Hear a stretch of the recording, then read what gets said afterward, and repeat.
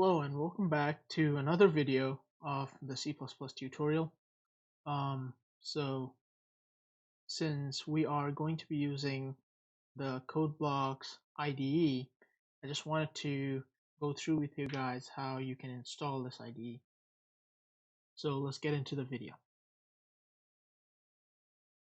So to install code blocks, which we're going to use, you want to go to your browser and then you want to search up code blocks like so. And it should take you to this website. I'm going to put this link in my description. You can then go to downloads and click on download the binary release because that's where we're going to download it from. And then it should take you to this page. And this page has a bunch of downloads for Windows, for different versions of Windows. It tells you which versions are supported. And it also has downloads for Linux, both 32-bit and 64-bit. And also it has downloads for Mac. So whichever operating system you're on, you need to download one of those.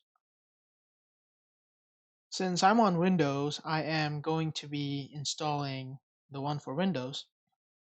So I am going to install this one over here. It's called CodeBlocks 20.03. That's the version of it, and it comes with a Minju compiler.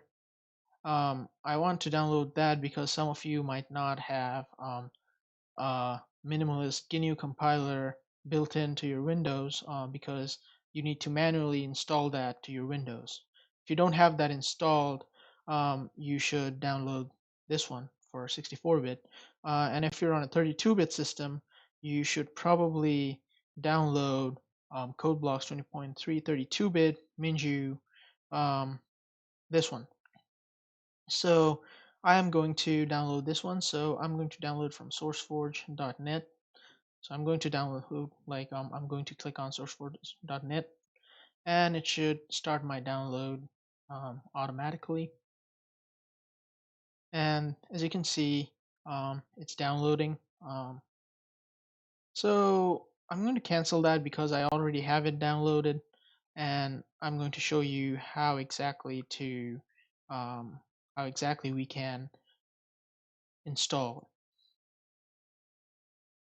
Now, what we're going to do is we are going to install the code blocks with the setup that I downloaded over here, as you can see. So let's go ahead and start that up. And now it's giving me just a check, and I'm just going to click yes. And then it starts up the installer. Then here I'm just going to click next. Then you can read through the license all through here. It's a huge one, so I'm not going to read through it. I'm just going to click agree. And then here it gives you a bunch of options of how much of the compiler and the IDE you want to install. There's standard, minimal, editor, and then you can also choose a custom one that's just going to be you choosing what you want to install and what you don't. I'm just going to go with full because I need all of these tools. You can go with standard or minimal. That should give you all the important tools that you need for coding, at least for this course. I'm just going to go with full. And then I'm just going to click next. And then you can choose the location where you want to install it in. I'm just going to use the default one. And then you just click install. It gives me a checkbox because I already have it installed, and it asks me if I want to overwrite it, and I'm just going to click yes, and that's just going to overwrite my previous install and then install it like over the previous one.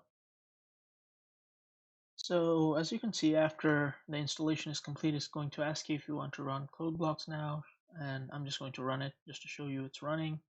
And then you just click next and finish. It's just going to close the setup, and then you are going to start up code blocks, and there you go. It's just going to give you, it just gives me this dialog box every time I start it. It's nothing to worry about. Just click OK, And this is basically our code blocks IDE. Um, I want to go over some of the stuff. Um, it has, you can create a new file from up here, or you can say file, then you can make an empty file using that, or you can use Control Shift N, and then you can make projects with this, which we are going to be making later on in the semester. I'm going to show you how. For now, you just need to make empty files probably, and you can open old files from here, or you can do that from here as well, and you can import projects from other uh, compilers and other like text editors, and using the build button you can build after you have uh, compiled and like saved, after you've saved your project and whatever code you have written, or you can do it using these. That's basically build and run, and you can compile it with build, and then you can run your program with this one. And you can use this to save everything. You can also do that from here, or you can use Control Shift S. That's what I do usually. And you can also debug. There are a bunch of tools for debugging. We're going to go over those later. And you can use a bunch of plugins. I want to change some of the settings in this IDE because most of the times code blocks just has C++98 checked in for compiling, but we're going to be using some of the features from newer versions of C++.